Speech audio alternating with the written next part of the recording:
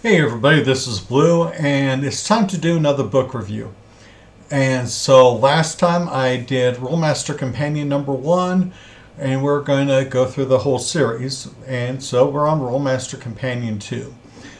I really enjoyed this book. I think it's worth having if you are going to play any of the RoleMaster series. I own the book. I also own the PDF. I believe it's RPG Drive Through. That's where I got the PDF. And so please support the original product. All of the RoleMaster books, except for Series 6, which they call RoleMaster Unified, is out of print. These books are going to cost roughly $40 to $50 on eBay or through Amazon. This is one of the cheaper that you can find online because this was very popular, and so they did print this out quite a bit more. Okay, so to start off with the artwork. I love it. I mean, it is a warrior jumping out of a portal to defend the castle from what looks to be a construct. And I have not seen this particular artwork on any other ICE product. And so it's great. They developed their layout that they used on all the further RMC companions on this one. And so it is easy to read, full of information, has decent artwork inside. It's a good book. But let's just start going through everything.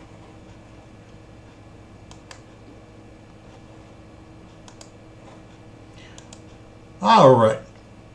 So you can see, the nice artwork on there. Good table contents. Just by going through this, you can see that they have a lot because they have, they talk about different profession laws, which means they have different professions that you could use. They got information about how to use spells differently, skill law, action resolution, miscellaneous laws. They give a listing of all the skills in this book. And so, I laugh at D&D and the clones because, they are so vague on skills. And this is one of the reasons why I like RoleMaster so much, and that is because they have a detailed skill list, so you can be a little bit more specific. And so you are forced to add more detail and spend time designing your PC. And so it just, to me, makes everything better. Then they got the spell lists, and they got a lot of spell lists here. It is pretty standard for RoleMaster that if you have a profession, they get 6 base lists to get their spells off of, plus the opened and closed spell lists in their system, and that's pretty good. And then they got some tables at the very end. We're going to go through it all. Okay, just some introductory notes. Decent stuff there. All right, professions. We have a dancer, scholar, and trader. Those are pretty decent professions. These are non-spell users. And so, these are your basic, common PC professions. Next up, we have the Beastmaster. I've always kind of liked the Beastmaster. I thought it went well with the ranger profession. And then you have your dervish.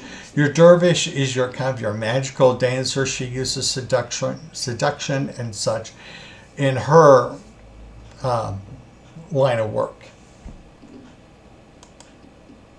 They got the paladin in here as well. And we all know what a paladin is. And then we got the Warrior Mage. Now, the Warrior Mage here is somebody that uses magic to enhance his actions and his attacks. That's what his 6 baseless are themed on. Next up, we got the Necromancer and Warlock. Now, of course, we all know what the Necromancer is. And in here, the Warlock is a hybrid spell user of the realms of channeling and mentalism, whose primary requisites are intuition and presence. Those are the 2 skills that they should have the best at, stat-wise. Actually, a renegade witch, the Warlock's powers can make him at least as nasty as character to mess with as the sorcerer. His 6 baseless are Channeling, Evil Eye, Scrying Guard, Doom's Law, Revenging Law, and Visions of Doom. So these got some very good spell lists to go with his profession.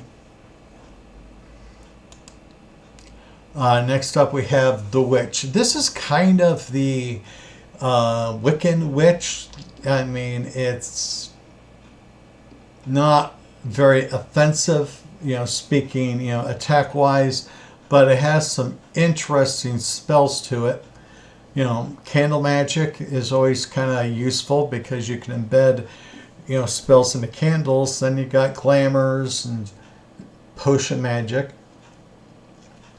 It's a good profession. In my homebrew, I added a heck of a lot of spell lists to it. And at one point I decided I had like 20 spell lists to go with it, that they were too many, and so I had to take some away. But it is a good profession to have. So the next profession, I'm going to find the page of my book, it's a little bit easier to read to you, is, the Conjurer. A pure spell user of essence, the Conjurer specializes in the use of magic circles for the summoning of creatures and power. With these circles, he can summon all manners of beasts, monsters, spirits, and demons. He can also cast circles for a variety of other purposes. Conjurer's prime requisites are empathy and reasoning. And so that's a good profession to have if you are wanting somebody that's supposed to be a little bit more dark. Now, this is one thing I don't like about RoleMaster, and that is, professions were either kind of good or evil. There was no in between. There was no possibility of having a good conjurer because of those base lists, it was an evil profession.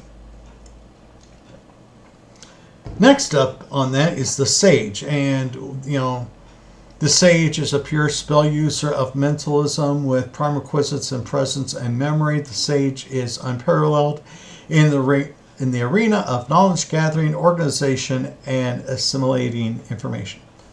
Awesome. So this is kind of like your super nerd profession. The only problem I had with Sage was that that's not really an adventuring profession. Most sages, I think, would be stuck in a library doing research. So I was never a big fan of a sage in that manner. Now, on the next page, we have the Rune Master. Rune Masters are pure spell users of the realm of essence who work closely with the primal source of magic. Their power is manifested through an extensive use of runes, glyphs, wards, circles, and power words. The Rune Master knows that power is based on symbolic forms, and the quest to discover and acquire new forms is serious business. A Rune Master's prime requisites are empathy and reasoning. Okay. And their base spells are Rune Law, Words of Power, Glyph Law. So it has a great deal of potential. And so it is a good profession to have on hand. also on that page is shaman. Now, we're talking kind of like your witch doctor, medicine man. A shaman is a pure spell user of channeling whose power is manifested through manipulation of the spirit world. Well in touch and the use of visions, both spell and drug induced. He is also well in touch with the world of nature, for nature is the root of the shaman's power. It goes on. It's not a bad profession. I've had a shaman, but his power is in his tribe, and so he stays with his tribe, with his group, and adventuring away from that group is just something that historically speaking, shamans did not do. And so those are the professions.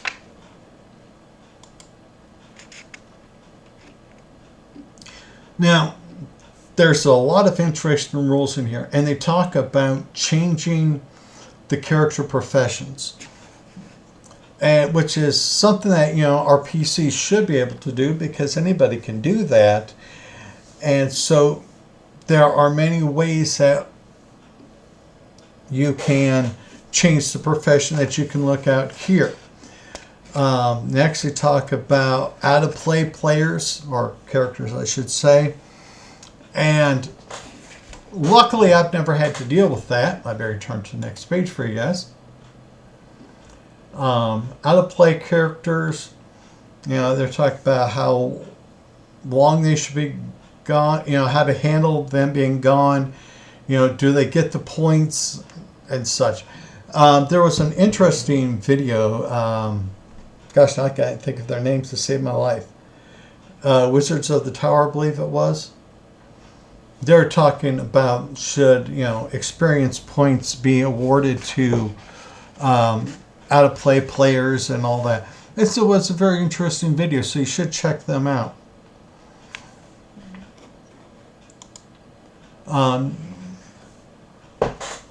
Spell laws. PowerPoint development. Now this is an interesting one, because you get your points in RoleMaster by developing your skill ranks in PowerPoint development. So you can increase your PowerPoints pretty quickly, and it works out nice if you develop that skill. And they talk about PowerPoint exhaustion, which is very nice. I use PowerPoint development in my games, and it's nice because you can have, like, your pure spell user, he can get 3 skill ranks per level, and so it would not take him long to have a pool of PowerPoints that he could use to cast spells. For those of you who might not know, for RoleMaster, the level of spells a spell is, that's how many PowerPoints it takes to cast that spell. And so it most of, like, your fire laws and that, they're level 7 spells, so you need 7 PowerPoints to cast a firebolt. Okay?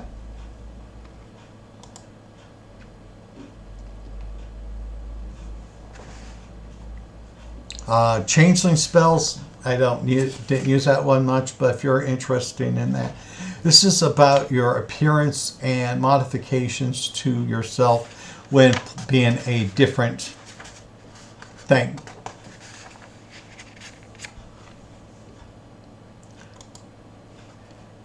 There's a great deal of information on this, on how to handle that particular area, but this is the part I'm loving more about this book.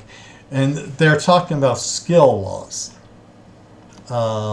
Similar skills, can you use your fighting with a broadsword, since it's very similar to a two-handed sword? And they have plenty of option rules for you here.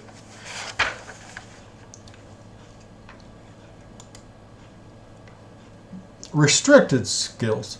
There are, in my opinion, skills that certain professions should be having only. It's like with magic, exorcism skills. Okay? Now, only a cleric or people in the cleric area should know that particular skill. So I do agree with some of the restrictions in here. But like I said, these are all option rules, so you can go through there and pick which one you want, which is very nice.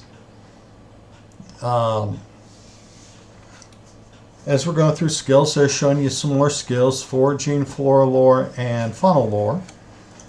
And, they talk about your regions. Because there should be, especially if you're like having a druid, a druid would be very familiar with the wooded area. But what about a druid in the grasslands and open prairie? That should be a whole different area of development.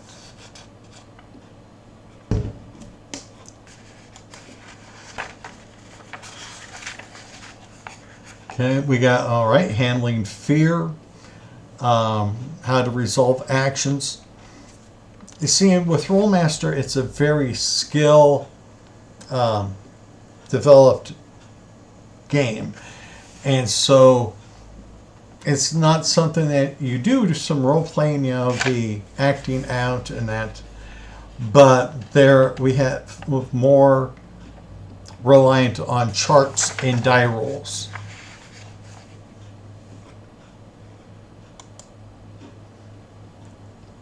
So that's one of the reasons why I like it, because with that, you cannot blame the DM or GM for everything.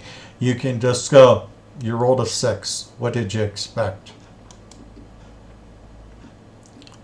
Life levels in Spirit World. Now, these are nice things to add to your game. Like I said, they give a lot of information here in this series of books on how to make your game a lot better, how to add little details to it.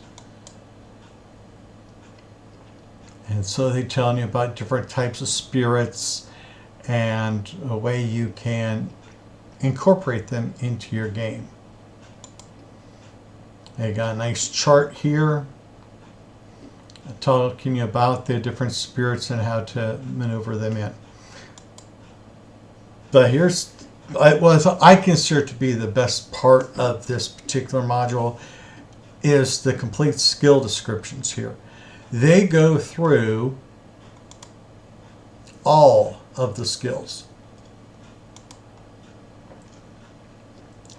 So, like you can see here at the top, they got basic math, beast mastery, begging, biochemistry, boat pilot, body damage stabilization.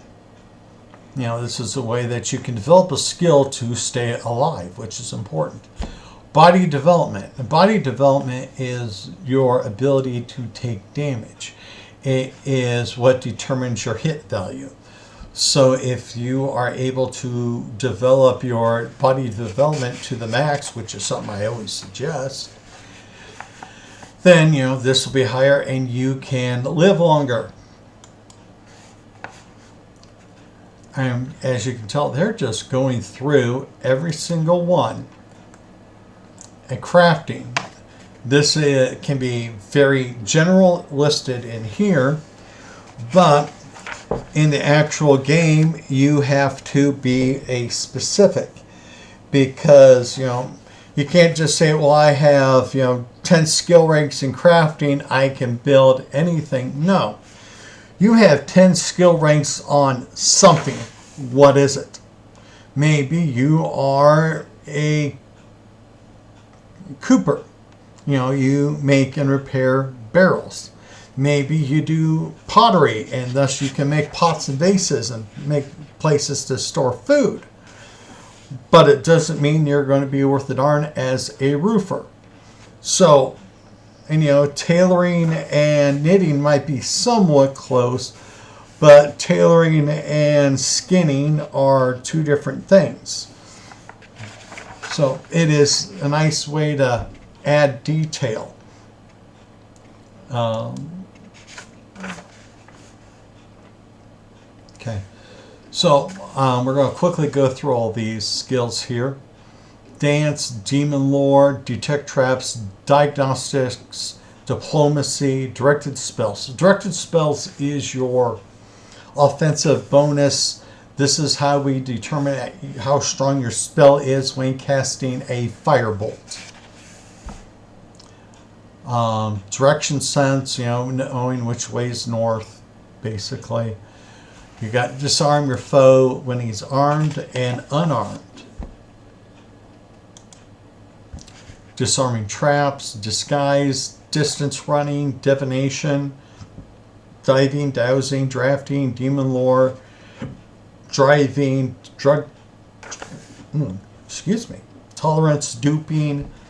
There are a lot of skills in RoleMaster, and it's a great way to make each character unique, because you can have one character that is really great in, lip reading, right there. And the next one is a heck of a lot better at lock lore. So there are so many ways that you can personalize your character instead of this generalness that I see in D&D and the clones.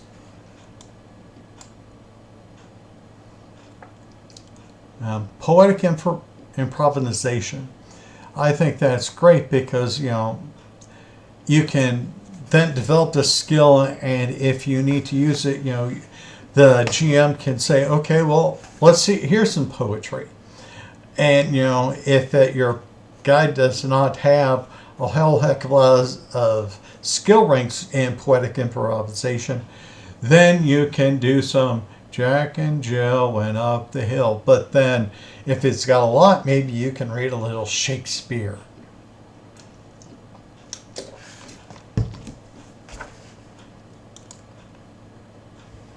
And a lot of lores are involved here. In my homebrew, I kind of made everything into categories of, is it common lore or obscure lore? Some people know a lot about dragons, but they're not going to know a lot about demons. So that's why something is considered common lore or obscure lore.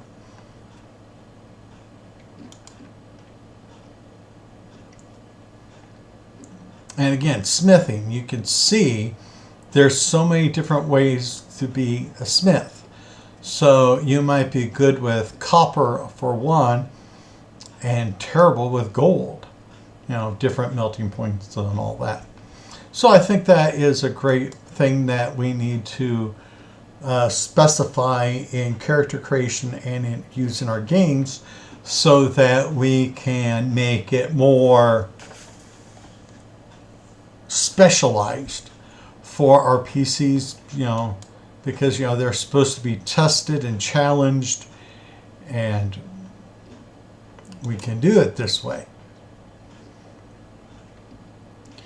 And sometimes you don't have to follow this as a T, but because one thing I never used was the tumbling, because if you see at the end of this, they have tumbling attack, then tumbling evasion. Again, do you want to be, you can classify this as tumbling to be like a gymnastics maneuver, and then these are used in combat. Or you can say that it's all goes under tumbling. The choice is yours.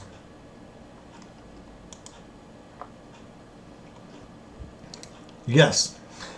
Like I said, RoleMaster has a lot of skills, and there we're at the end of that with Yado, which is,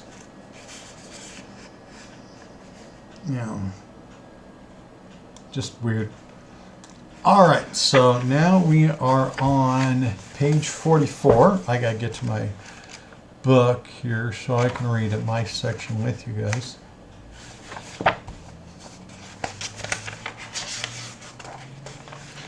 All right, So you can see how wonderful RoleMaster is because they have their spell list designed this way.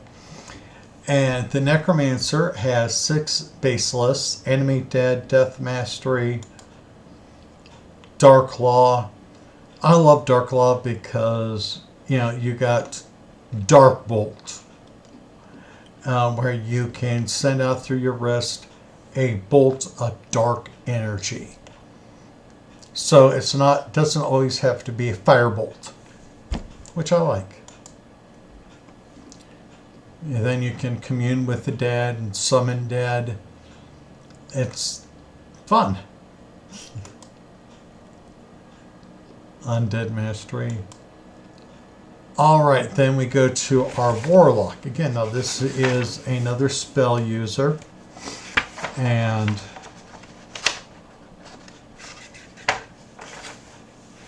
if you go through there, you can see changeling, so you can change your form. Scrying Guard, which I like. Never used it much, but I always thought it was a nice little spell list to have.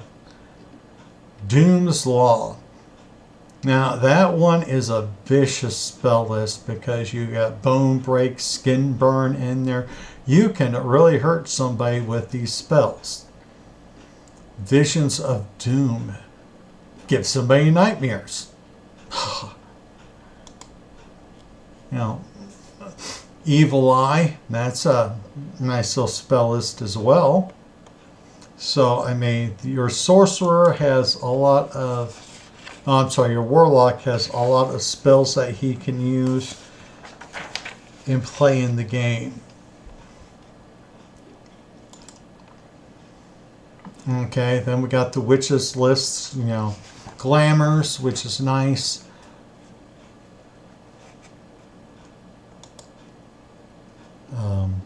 Earth Mastery is a good spell list.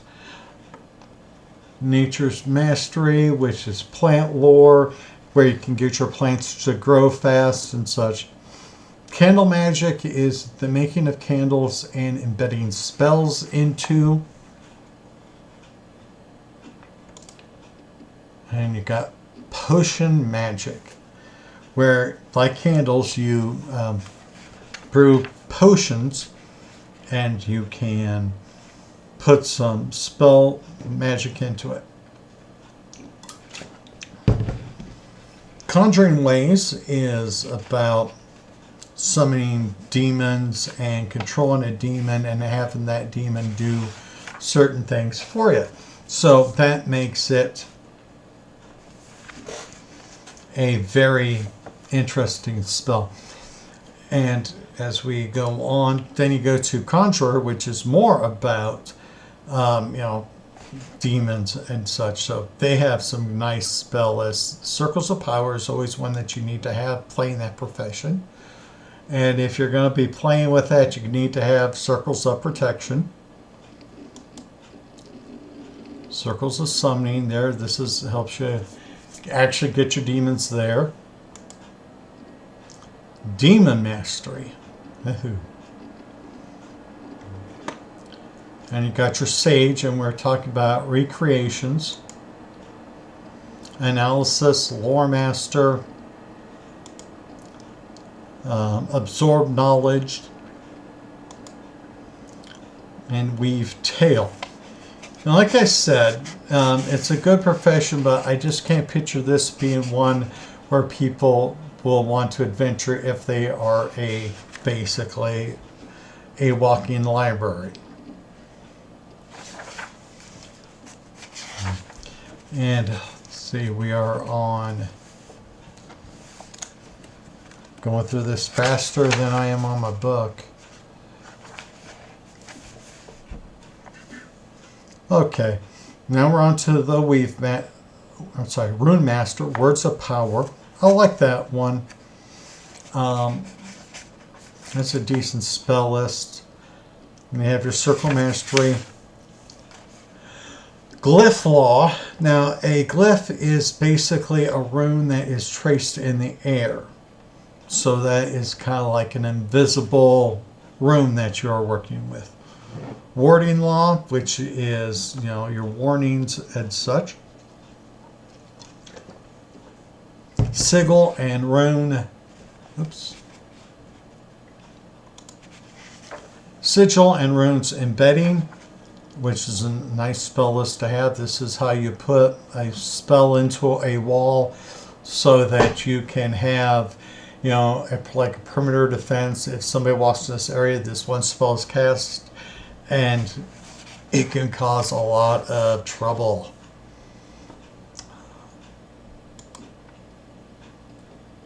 More rune laws. We're getting into the shaman and animal ways, which kind of leads back to Beastmaster, playing with the animals. Spiritual summoning has a decent spell list. Spiritual healing, spirit mastery, visions. This is you going into the trances. And, trances. I love some of their creative names for some of their spell lists. At least you know what it's about when you look at it.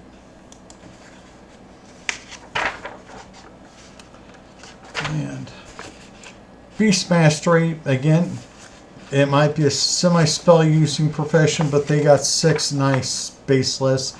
Animal Bonding, Animal Enhancement, Combat Enhancement, Movement Enhancement, Sense Enhancement. Then we got the Warrior Mage Spaceless, Mind Touch, Elemental Ways. And this one is, that one is very offensive oriented because you can do the Ice Bolts, Fire Bolts, Cold Bolts, a Vacuum Attack. It has a lot of potential. Then on the next page of that, you have your High Riding. This is using spells to move. You got Leaping, Landing, Floating, Phantom Form. Not just a nice variety of spells. So if you are somebody that likes to move around in the combat field, or you are trying to go from place to place to steal something, that's a good spell list to have. The Dervish Space List, Fascination Dances. I like that one.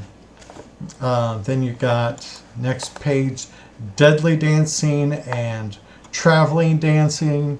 So there's a dance where you can do a haste spell. It's just quite fascinating.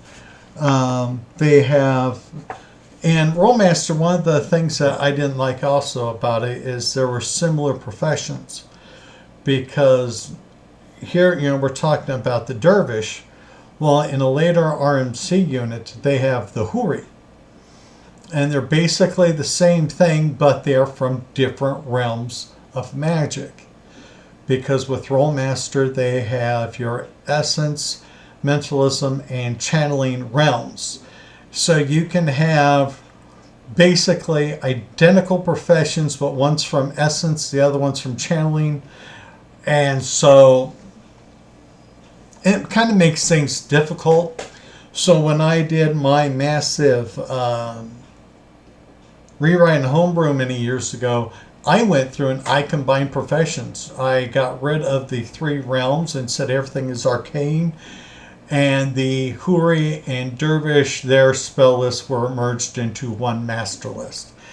And honestly, in my opinion, that is something that everybody probably should do to make their game a lot better.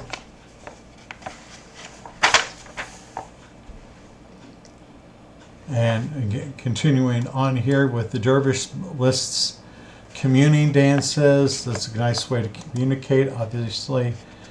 They have additional paladin lists. Yeah, they love the paladin for RoleMaster. They give him a lot of spell lists. You got shielding ways, exorcism, laying of hands, for healing. Arm's way.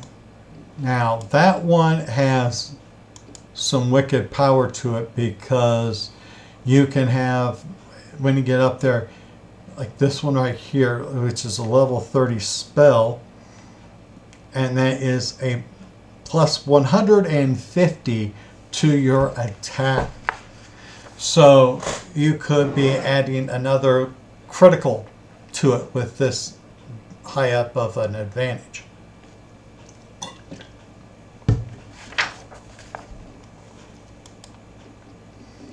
And inspirations is a nice one. Spell triggers. Now this is an opened, which means that anybody can use it.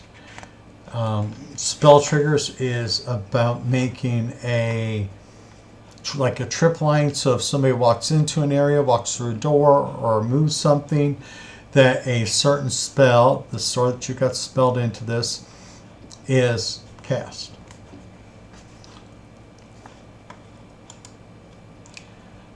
These are kind of boring with metal lore and stone lore.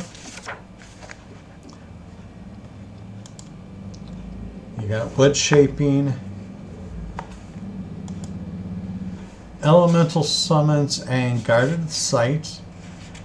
They can be used quite nicely for some professions. Conveying ways. This is movement, because you can have like a water horse. You can fly in the air with air wing. It's just ways to get from point A to point B. Life essence healing. This is used to heal somebody that has passed away, to bring them back to life if they have passed their time limit on spirit departure.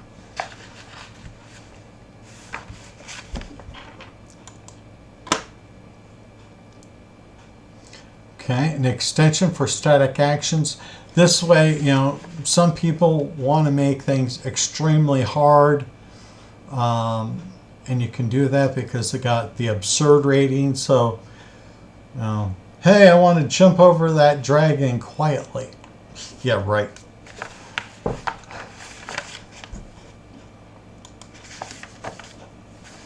And special modifications, this is nice because, it goes into like the juggling there. The more objects you do, the harder it's going to be. So, if you're starting with 2 objects, you get plus 30 to your skill check and such. But you could be an absolute idiot and try to juggle 11 different objects and make them irregular shaped objects. And so you will have a negative 60 going against you if you tried to do that. Which again, this is RoleMaster, aka Chartmaster.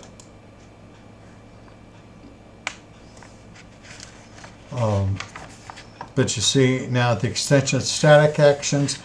You got face fear, magic ritual modifiers, divinations, body damage stabilization, spatial location awareness, sense and assassin, ambush, meditations, control. I like entropy. Stun maneuvers. This one I like, stun maneuvers, because RoleMaster in their critical charts, they give you a lot of stuns. And so you've got to have that skill if you want to survive in RoleMaster.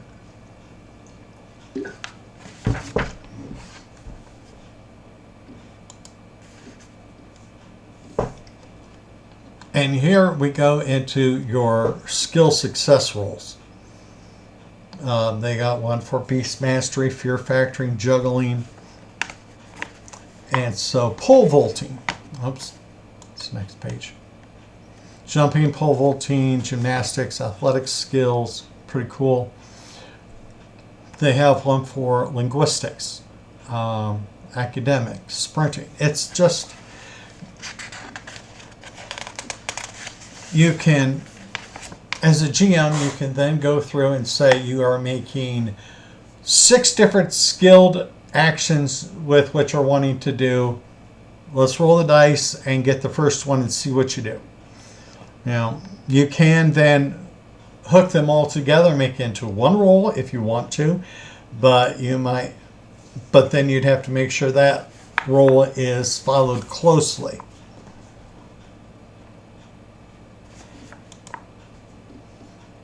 Okay, and stun maneuvers. Divinations. I just love how RoleMaster, they try to cover a lot of everything in these modules here. And so RoleMaster Companion 2 has a lot to offer.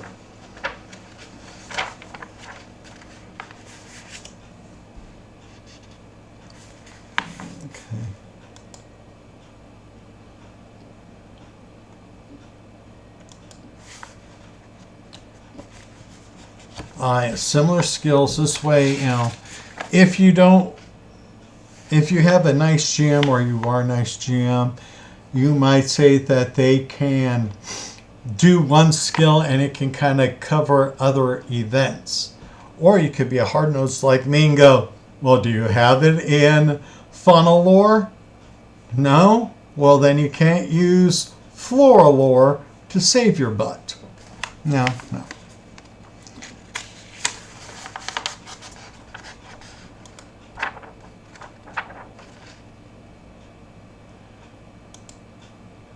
They have, like I said, charts for everything.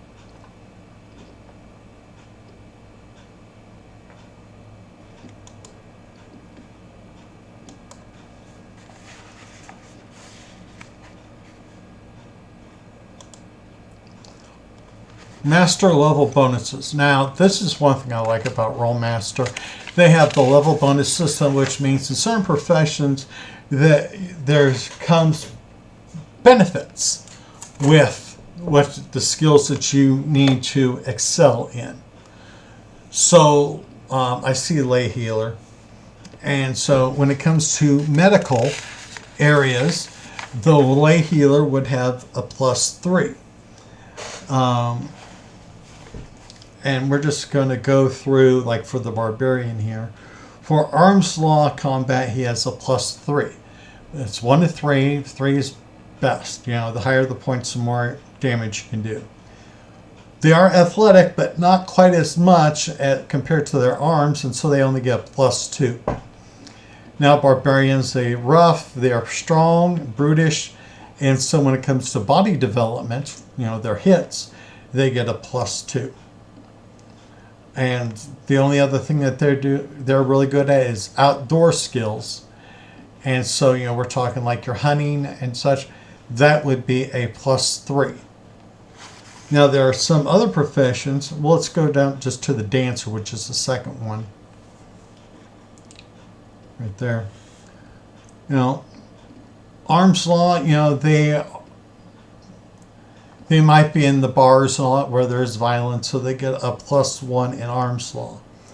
Athletic skills, because they are dancing, they are very physical. They need to be able to do the contortions and all that. And so they have a +3. Body development, again, they are fit, so they get a +2 for body development. And then since they are in a social environment, being dancers, unless they're, of course, friends with Tina Turner, so they get +2 in social skills.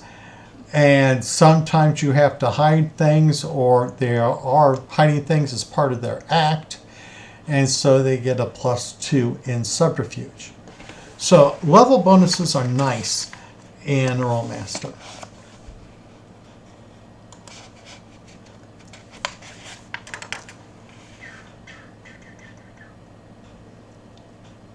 Okay, and then this is all about their level bonuses and their professions.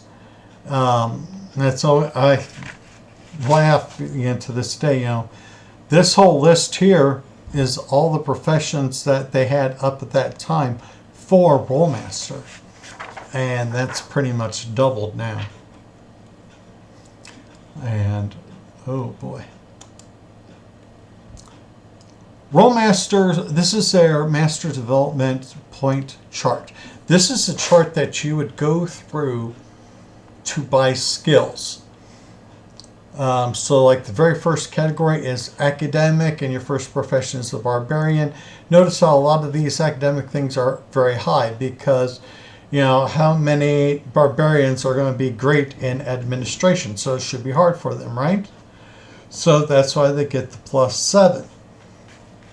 But because they're outside, they are probably going to be very good at piloting a boat, so that's why the boat pilot skills are 1-3. And so they have these charts for all the professions that they have, and you can easily check on.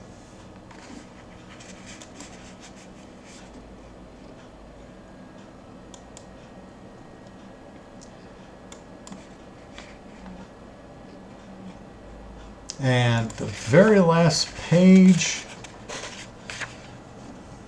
there's similar skills table. So like I said, this book, if you play RoleMaster, is essential. There is too much information in here to pass up. And so if you have a chance to find this book on eBay and all that, I would highly suggest getting it. As long as you pay for your PDF, you can also take the PDF and send it to a printing service. You can actually send it to like Office Max and all that, and you can get it printed and bound, and so that you can have that as part of your collection. It does work pretty good, and I'm about ready to do that with my RMC2 and RMC3, because they are showing some signs of age, and I got a couple pages, I don't know if you can see it, they're starting to fall apart, and I would prefer to have this stay on the shelf and not get any damage, because this is an out of print gem to me. So tell me what you think about RMC2 if you played the RoleMaster system and all that. I would love to hear your comments below, so everybody please take care. Peace.